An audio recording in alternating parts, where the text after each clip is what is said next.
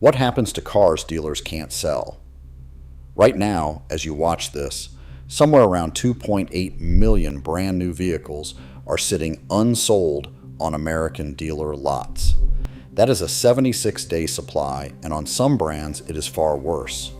Volkswagen is sitting on a 143-day supply. Ram has pushed past 150 days.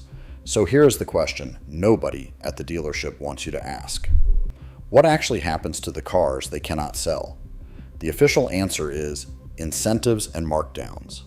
The real answer is that the industry has a much bigger problem than a slow quarter, because by 2027, federal regulators want every new passenger vehicle on that lot to carry a system that can decide whether you are allowed to start it. The right to own and repair your own truck is being quietly rewritten, and the window to escape it is closing. What is parked behind that lot is not just unsold inventory, it is a 3-layer trap, and once you see all 3 layers, you cannot unsee them. The first layer is the visible cage. Almost every new vehicle now ships with a built-in cellular modem.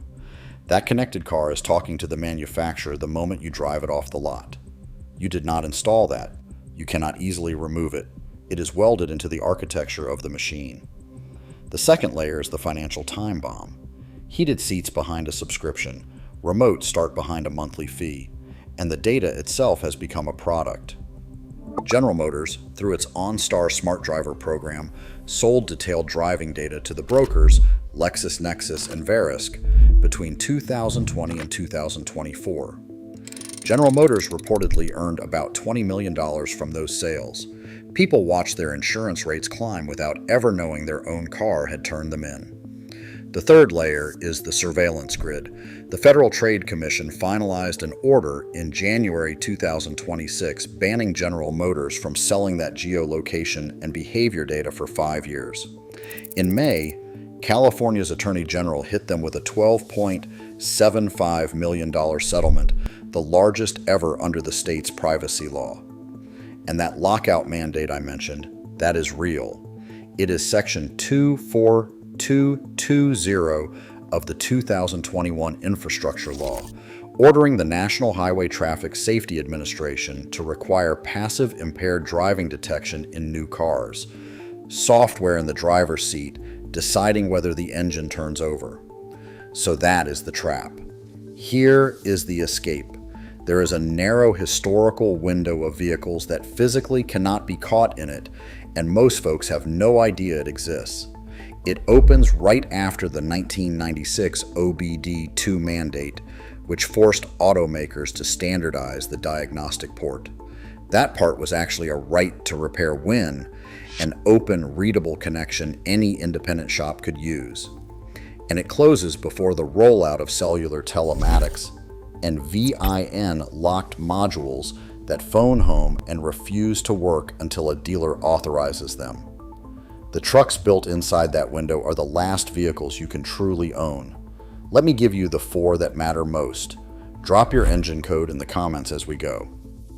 Number 1, the 1994 to 1998 Dodge Ram 2500 and 3500 with the 5.9-liter 12-valve Cummins 6BT.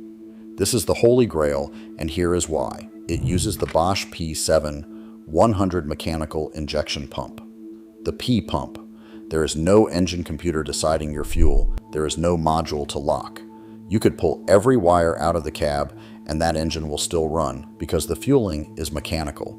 These are the trucks people take past 1 million miles. The market knows it. Clean low mileage examples now sell for $14,000 to $22,000.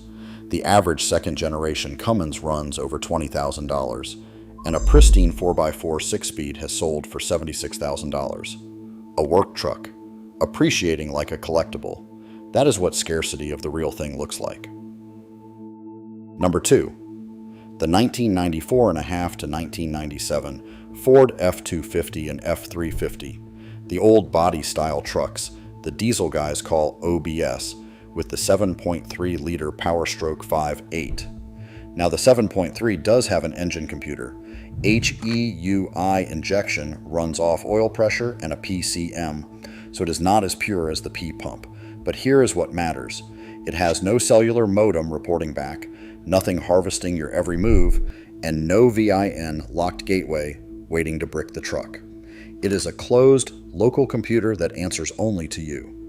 These engines make 215 to 225 horsepower stock and routinely cross 300,000 miles.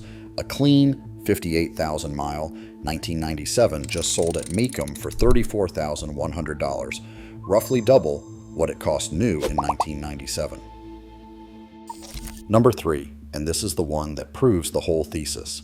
The 1993 to 1997 Toyota Land Cruiser 80 Series, the FSJ 80, powered by the 1FZFE, a 4.5-liter, 24-valve inline-six, full-time four-wheel drive, coil suspension, and if you find one with the optional front and rear lockers, the triple-locked Unicorn. This is body-on-frame engineering built to outlive its owner. Toyota even sold a luxury twin, the Lexus LX 450. Now watch the money. The average 80 Series trades around $26,000 to $27,000. Clean drivers sit in the low 20s. And the record sale for a 1997 FZJ80 is $170,000. Haggerty said this truck reached exit velocity, a 30-year-old SUV worth more than most new ones. Number 4, and this is the one almost anyone can still afford, the 1991 to 2001 Jeep Cherokee XJ with the 4.0-liter high-output inline-six, the 242 block that traces straight back to AMC. Bulletproof, backed by the Eisen-Werner AW4 automatic, the command track and select track transfer cases, and the tough Chrysler 8 1/4 rear axle. The last one rolled off the line on June 22, 2001. A clean XJ still starts around $7,000, but a mint 2001 Limited has hit $42,000. Even the Everyman 4x4 is climbing because the parts are everywhere and there is nothing on it to lock. Now this channel is not just me talking, it is a community of people who actually turn their own wrenches, and your stories are the real proof. The ones who have put 300,000, 400,000, 500,000 miles on a P-pumped Cummins or an XJ that simply refuses to die. If that is you, post your year, your engine code, and your mileage below. That ledger is the receipt the industry hopes you never keep. And here is your challenge. I put the 12-valve Cummins at number 1. Some of you are going to fight me on that, and good. Make the case for the OBS 7.3, or defend a pick I left off entirely. The square-body Chevy, the first-generation Tacoma, the 80 Series cab you swear by. Drop it below and tell me exactly why it survives the lockout. Because this was never really about 4 old trucks. It is about a simple idea that is disappearing, that a thing you bought with your own money is yours. Yours to fix, yours to drive, yours to keep off the grid if you choose. Section 24, 220 is not science fiction. NHTSA was directed to finalize that rule, and enforcement is aimed squarely at the new vehicles coming right after. Every connected car after that point is a machine that can be tracked, throttled, and switched off by someone who is not you. The vehicles in that 1996 to roughly 2000 window are the last generation you can truly own, and the people, the laws, and the corporations closing that window are named, documented, and on the record. So keep that ledger, hold your year ranges, and keep turning your own wrenches. Subscribe, because next week we go deeper into the escape. The window is still open for now. Or